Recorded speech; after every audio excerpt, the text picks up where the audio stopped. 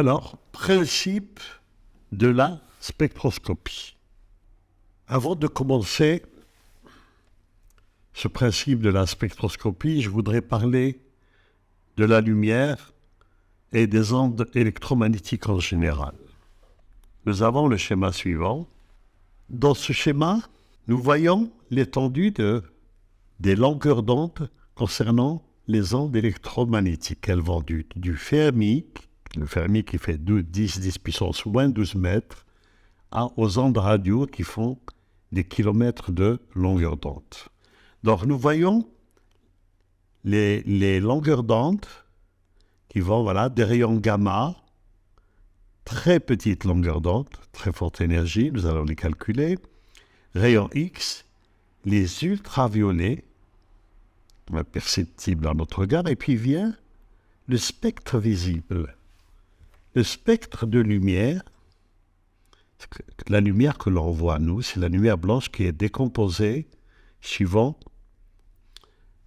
toutes ces bandes.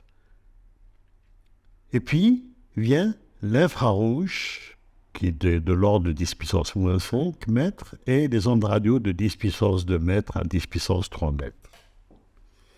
Tout cela, toutes ces régions, nous avons différentes longueurs d'onde. Et la longueur d'onde, ici, c'est schématisé, on voit très serré, puis qui s'élargissent, qui deviennent de plus en plus grandes. Alors, ici, pour le spectre visible, pour revenir au spectre visible, nous avons une étendue de 4 10 puissance moins 7 mètres pour près de l'ultraviolet, ce qui correspond à 400 nanomètres, sachant que le nanomètre, c'est égal à 10 puissance moins 9 mètres, qui va de 4 10 puissance moins 7, qui va à 7 10 puissance moins 7 mètres, c'est-à-dire 700 nanomètres. Là, c'est vers l'infrarouge. Nous avons le spectre visible de la lumière, qui est un spectre continu. Cela veut dire que nous avons des valeurs, il n'y a pas de discontinuité, pour ne pas dire le contraire. Cela veut dire que nous avons des valeurs de longueur d'onde qui sont toutes les valeurs comprises entre ce point et ce point correspondent à des valeurs de longueur d'onde. La longueur d'onde, elle est symbolisée par lambda qui est égal. Lambda, c'est la longueur d'onde. Donc nous pouvons avoir n'importe quelle valeur prise ici. C'est pour ça qu'on parle de spectre continu. Voyons qu'est-ce qu'une onde. Une onde est représentée par cette oscillation. Et la longueur d'onde, c'est cette distance-là, de là à là. C'est ça, la longueur d'onde. Lambda. Ou c'est de là à là, c'est pareil. C'est cette distance de l'onde, c'est la grandeur de... Nous avons une onde en général. Je ne parle pas spécialement de la lumière. Nous avons une onde qui se déplace à une vitesse v. Dans le cas de la lumière, la vitesse v, c'est c. C'est 3 10 puissance 8 mètres par seconde. Donc ici, l'onde, on prend en général, se déplace par la vitesse v. Alors, elle a une oscillation et une longueur d'onde. C'est-à-dire une longueur d'onde, cette onde-là, elle est caractérisée par sa vitesse v, par sa longueur d'onde et par le temps, la durée d'une oscillation qu'on appelle période. Donc, T, c'est la période, c'est la durée d'une oscillation qu'on appelle la période. Lambda, c'est celle qu'on a définie. Lambda, c'est la longueur. Et nous avons l'expression La fréquence, c'est quoi? C'est le nombre d'oscillations par seconde. Donc, comme la définition le dit, pour trouver la fréquence, c'est le nombre d'oscillations par seconde. Donc, qu'est-ce que je dois faire? La fréquence, je dois connaître la fréquence, qui est donnée en Hertz, l'unité. C'est quoi? C'est une seconde sur le temps, la durée d'une oscillation. Donc, c'est une seconde sur t, puisqu'on cherche le nombre de périodes dans une seconde. Ça, c'est la fréquence. Donc, je peux dire la formule que la fréquence est égale à 1 sur t. Nous avons l'énergie transportée par une onde électromagnétique de fréquence nu et E égale h nu. Avec E, c'est l'énergie qui est exprimée en joules. La fréquence mu qui est égale à, qui est exprimée en Hertz ou en seconde moins 1, et H qui est, H est la constante de Planck, avec 6,626 10 puissance moins 34 joules seconde. Nous avons l'expression classique de la vitesse, c'est la distance que divise par le temps. Dans notre cas, la vitesse, c'est la vitesse de la lumière, qui est égale à 3 10 puissance 8 mètres par seconde moins 1.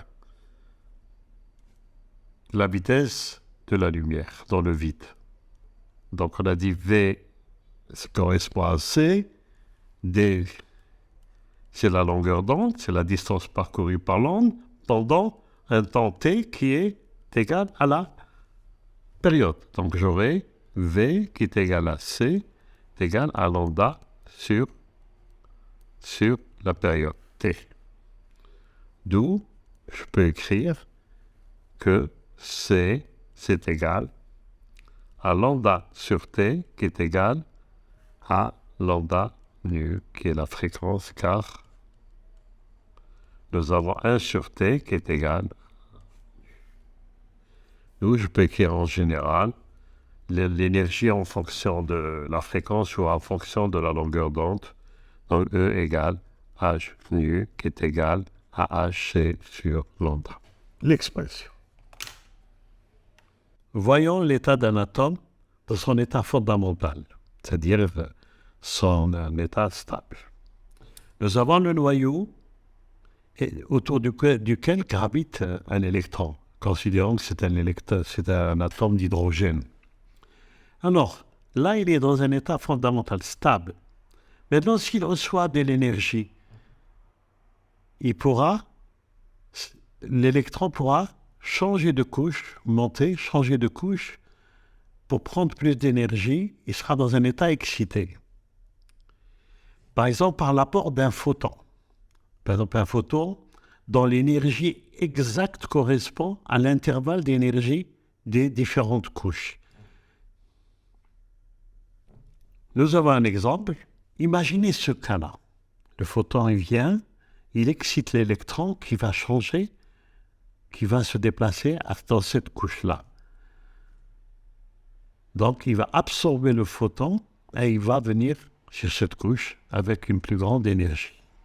Comme les niveaux d'énergie de la matière sont quantifiés, l'énergie du photon doit être exactement la même que la différence de ces deux niveaux. Là, il va capter le photon et l'électron va se déplacer dans une couche supérieure. Mais comme les atomes, généralement, les atomes sont instables dans l'état excité, il tendra à revenir à son état fondamental en réémettant ce photon. C'est-à-dire qu'il était dans un état excité, il va revenir à l'état fondamental, il va remettre le photon qu'il avait absorbé. C'est la désexcitation.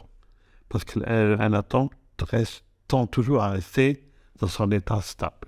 Nous pouvons donc dire, avec ce schéma, qu'au début, l'atome, il avait un état d'énergie EI, E initial, qui va, sous l'effet du photon absorbé, il va avoir un état d'énergie E final.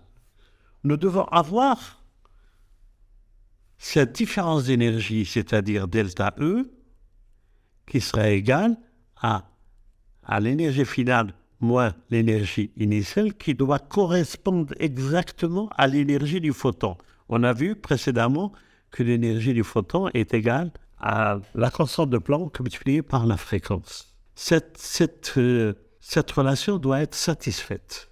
Si par exemple l'énergie de photon est plus grande ou plus petite, elle ne sera jamais absorbée. Ce que je dis, moi, il n'y aura pas de monnaie, il n'y a pas de crédit. C'est-à-dire qu'il faut que l'énergie corresponde exactement à l'intervalle. Sinon, ça ne passe pas. Ces différences d'énergie des états excités sont différents pour chaque atome. C'est la signature d'un atome. Nous, dans la spectroscopie, qu'est-ce qu'on va faire? On va déterminer la longueur d'onde qui est absorbée. Et on peut trouver exactement à qui appartiennent ces longueurs d'onde. Et c'est les mêmes qu'elles soient émises ou absorbées. On peut alors dire que la spectroscopie par analyse de la fréquence des ondes absorbées permet d'obtenir des informations sur les niveaux d'énergie des espèces chimiques, donc sur la structure de la matière. Nous avons ce dispositif composé d'une source lumineuse qui va nous fournir un spectre continu, la lumière blanche, dont la décomposition est représentée par cette plage de couleurs. Cette lumière va aller vers un gaz qui va absorber certains rays qui correspondraient à ces différents niveaux d'énergie d'excitation. Donc il sera excité, il va prendre ces rays, donc le rayonnement traverse, il va vers le prisme qui va être décomposé, mais il manquerait des rays. J'ai écrit ici lambda 1, lambda 2, lambda 3, lambda 4. Donc il y aura des rays noirs parce qu'elles ont été absorbées par ce gaz. Ce gaz maintenant, il est excité. Et je voudrais dire que ces longueurs d'onde sont la signature des particules qui existent dans ce gaz, donc des atomes. À travers ces 4 longueurs d'onde, on peut déterminer la nature de ce gaz. Donc ici, le gaz, il est excité par la lumière. Maintenant, nous allons voir le spectre d'émission. Une fois excité, il va se désexciter, il va remettre ces mêmes longueurs d'onde. On va voir notre dispositif. Ce dispositif, le gaz excité où on lui fait subir des charges électriques, pour le réexciter, il va émettre de lui-même cette lumière. Il va réémettre ces longueurs d'onde-là.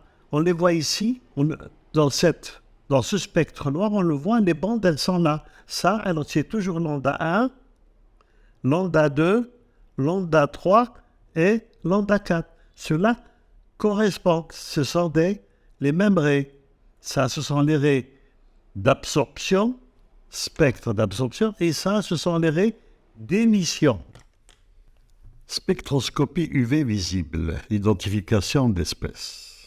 En spectroscopie, nous allons faire passer des radiations lumineuses à travers une solution et on va repérer les longueurs d'onde absorbées. Nous avons un exemple, une cuve renfermant de la solution de bleu de méthylène. Nous allons faire passer des radiations, des longueurs d'onde différentes et nous allons contrôler quelles sont les radiations qui sont émises.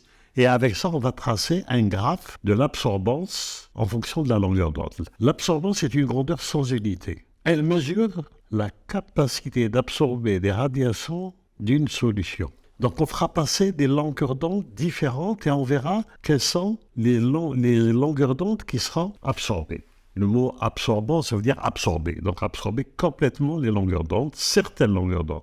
Nous allons voir maintenant le graphe tracé de l'absorbance en fonction de la longueur d'onde. Nous obtenons ce schéma-là, l'absorbance, l'ordonnée, et en fonction de la longueur d'onde. Donc on aura fait passer toutes ces longueurs d'onde. On remarque qu'il y a un maximum d'absorbance pour cette valeur lambda max 1 et pour cette valeur lambda max 2. Donc nous avons déterminé les deux longueurs d'onde absorbées par cette solution et ces longueurs d'onde absorbées, c'est la signature, c'est la carte d'identité du bleu de méthylène. Le bleu méthylène absorberait une valeur, celle-là et celle-là. On aura lambda max 1 qui est égal à 2,95 nanomètres, on le voit ici et là, et cette valeur-là est lambda max 2 qui est égal à 6,60 nanomètres. Ça, c'est une caractéristique du bleu de méthylène. Si je l'avais bleu de méthylène. Lorsque des photons incidents sont dans le domaine de l'infrarouge, l'énergie absorbée fait vibrer les atomes de la molécule autour des liaisons covalentes. Nous avons un exemple ici, c'est la molécule de dioxyde de carbone, CO2. Quand elle reçoit des photons, tombent sur elle, il y a une agitation, une vibration horizontale, verticale dans ce sens. Alors dans le domaine IR, domaine de l'infrarouge, les photons font vibrer les atomes autour des liaisons covalentes. Ça nous permet de l'identification de groupes caractéristiques en fonction des nombres d'ondes. Un spectre IR représente la transmittance T en fonction du nombre d'ondes. Le nombre d'ondes qui est l'inverse de la longueur d'onde.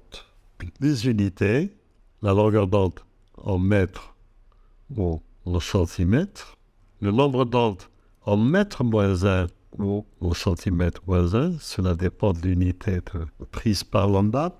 La transmittance T, c'est égal à l'intensité lumineuse transmise sur l'intensité incidente. Ça, c'est l'intensité lumineuse transmise sur l'intensité lumineuse incidente. Exemple, le spectre d'absorption IR de la 5-hydroxypentane 2-1. Nous avons donc le spectre, transmittance en fonction du nombre d'ondes, en centimètres moins 1. On voit cette courbe-là, et nous avons au-dessus un tableau extrait de table de données spectroscopiques. Nous avons toutes les valeurs qui sont là. On les retrouve à partir de la zone 1. La valeur des pics pour, par exemple, les liaisons en H, hydroxyde pour l'alcool, cétone, pour l'acétone, c'est de 1705 à 1725, pour les acides carboxyliques, etc. Donc, nous allons voir où sont les pics. Cette zone-là, elle n'est pas concernée par ce tableau. D'ailleurs, c'est une zone qu'on appelle la zone des empreintes. Elle est difficilement utilisable. Et donc, nous, on va s'occuper à partir de 1300 cm moins 1. Ça, c'est pour le nombre d'ondes. Nous remarquons deux pics assez intéressants. Nous avons ce pic-là qui tourne autour de 3500. Donc, si je regarde 3200, 3700, donc c'est des hydroxydes. Et la famille des alcools. Donc, j'aurai le groupe ici, je détecte le groupe hydroxyde, OH. Et nous voyons cette pointe-là, vers cet angle-là, cette pointe-là, qui correspond à 1700, c'est celui-là, 1700, celui-là. Donc, 1700 à 1725, il correspond au cétone. Donc, ici, j'ai le groupe carbonyle, des cétones. C'est dans le domaine des infrarouges qui nous donne les familles des groupes chimiques que l'on connaît, pas de Conroche. On va commencer par la loi de Bernoulli. L'absorbance dépend de la nature de la solution, de la longueur d'onde.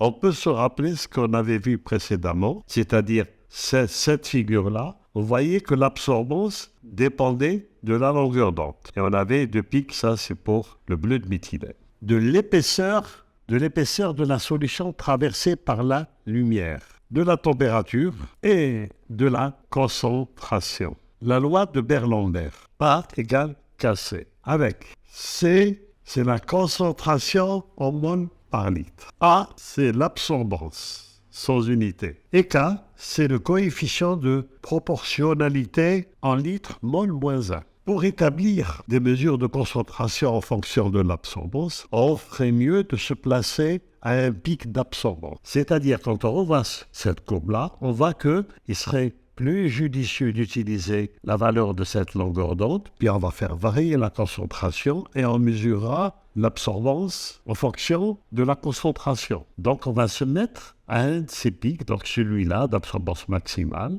On se mettra à cette valeur de lambda qu'on laissera passer dans la cuve.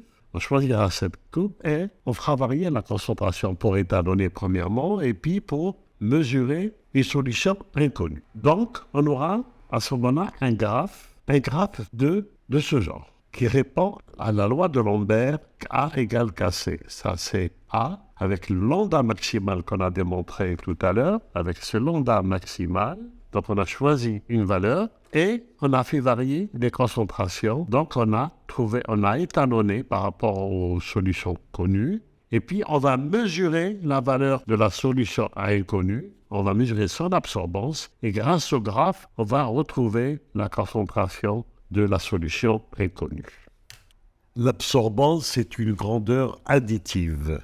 L'absorbance totale en cas de mélange de plusieurs espèces chimiques serait égale à A1 plus A2 plus A3, etc.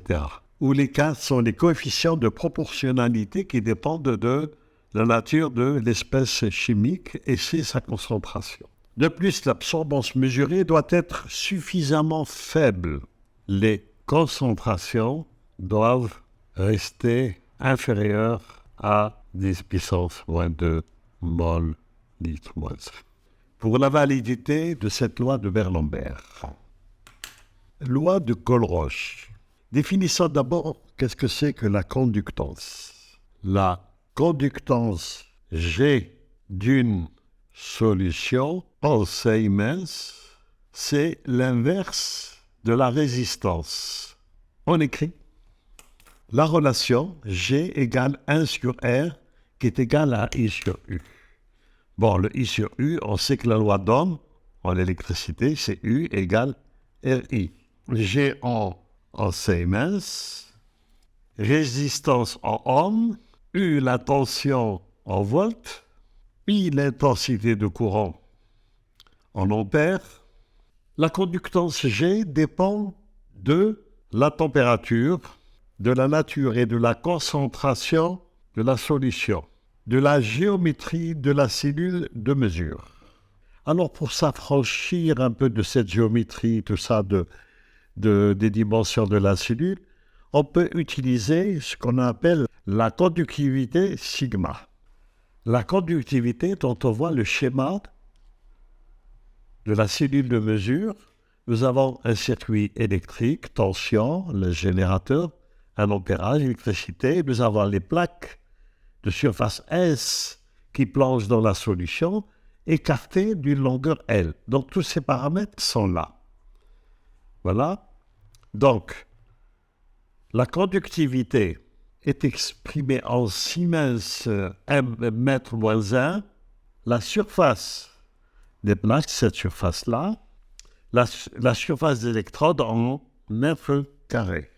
La conductance en Siemens, et enfin, l'écart entre les électrodes en mètres. La conductivité est égale à lambda 1. Lambda 1, c'est la conductivité molaire ionique du premier ion, que multiplie par sa concentration, X1, plus lambda 2, la conductivité molaire de l'autre ion, fois sa concentration, plus, etc. Autant d'ions en solution. Donc, on pourra écrire en général que la conductivité est égale à la somme sigma de I égale 1 à 1 des conductivités molaires ioniques fois les concentrations respectives. Xi, c'est la concentration de l'ion I en mol par mètre cube. Lambda I, c'est la conductivité molaire ionique de chaque élément. Sigma, la conductivité en Siemens mètre moins 1.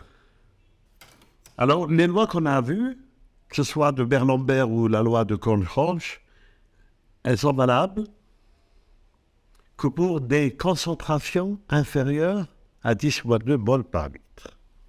Exemple, la conductivité d'une solution de chlorure de sodium NaCl de concentration quantité de matière de soluté apportée C et on a calculé la conductivité de cette solution. Il y a deux composants ici. Nous avons l'ion sodium, aqueux, et l'ion Cl-. Donc les deux apportent leur contribution. Donc la conductivité est égale à lambda de sodium. Lambda, c'est la conductivité molaire ionique, fois la concentration des ions sodium en solution, plus la conductivité ionique aussi du chlore, de l'ion chlore, facteur par rapport à sa concentration, que me donne. Or ici, d'après la réaction de dissolution, on voit que la concentration en Na+, aqueux est égale à la concentration en Cl- aqueux, qui est égale à C. Donc ici, je peux dire que sigma est égal à lambda Na plus fois C plus lambda Cl- fois C. Autrement dit, j'aurai sigma égale la conductivité molaire ionique lambda du sodium plus la conductivité molaire ionique du chlore fois C, cette concentration. Le résultat est là. Une petite note, les conductivités molaires ioniques font partie des caractéristiques des éléments. Comme ici, je vais vous donner, ici c'est celle du sodium, celle du chlore, je vais vous donner un tableau avec les 4 valeurs pour se fixer les idées. Voilà un tableau où il y a différents ions qui nous donnent, ce tableau nous donne les conductivités molaires ioniques en Siemens mètre carré par mol. Nous avons tous les différents H3+, Na+, K+, potassium, hydroxyde, chlore, bon, nous avons les différentes valeurs. Ces valeurs-là sont d'autres caractéristiques de certains éléments. Dosage par étalonnage. Nous allons voir cette notion d'étalonnage. Alors, nous savons que l'absorbance, la conductance, la conductivité, ce sont des grandeurs mesurables. Alors, ces trois grandeurs sont des grandeurs mesurables. Comme elles sont mesurables, on peut les utiliser pour des dosages par étalonnage. C'est-à-dire qu'à travers les solutions mères connues, nous allons préparer une série de solutions phi avec des dosages différents connus. Donc la solution mère va me donner les solutions phi 1, solution phi 2, solution phi 3, etc. Et nous allons mesurer nous mesurons leur conductance, ou leur absorbance, ou leur conductivité selon le cas, leur grandeur respective. Et nous allons tracer une courbe.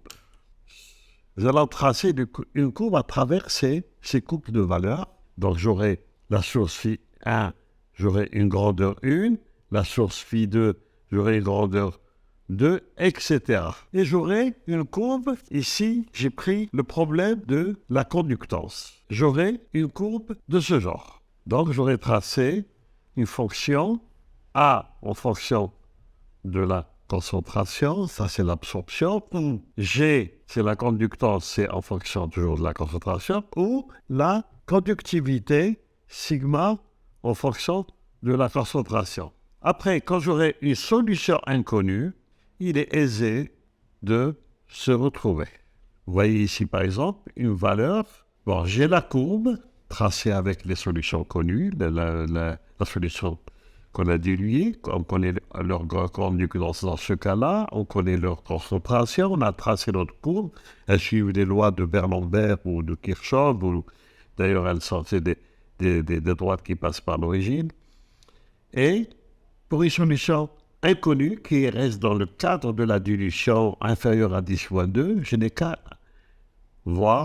mesurer sa conductance et qui va me donner sa concentration.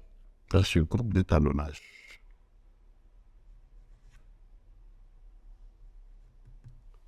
N'oubliez pas de vous abonner et d'appuyer sur le bouton j'aime. À la prochaine vidéo.